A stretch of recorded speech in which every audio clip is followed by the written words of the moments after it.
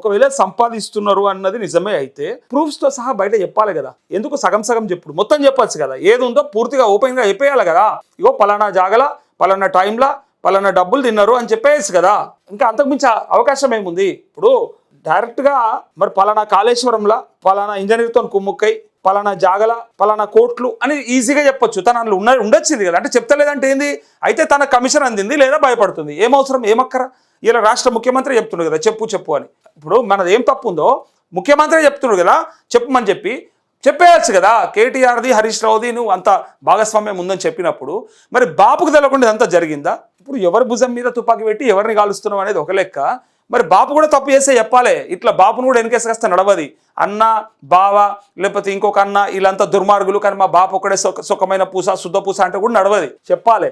ఆయన తప్పు చేస్తే ఆయన కూడా చెప్పాలి. అప్పుడే బయటికి వస్తాయి ఏమన్నా ఉంటే. అంతేగాని లేలే అంత దొంగలే చుట్టూ దయ్యాలే మా బాపు ఒక్కడే దేవుడు, దేవుని చుట్టూ దయాలు ఉంటాయి అన్న. దేవుని చుట్టూ దయాలు పెట్టుకుంటారు, దయాలన్నింటిలో నరికి పడేయాలి. మరి ఎక్కడ పోయిండు అంటే దేవుడు కాదనుకోవాలనా? ఇప్పుడు నువ్వు చెప్పేదాన్ని బట్టి చూస్తే మరి అందుకే ఇట్లాంటి మాటలు మాట్లాడే ముందు మళ్ళా తిరమరైతే అని కూడా ఆలోచించుకోవాలి.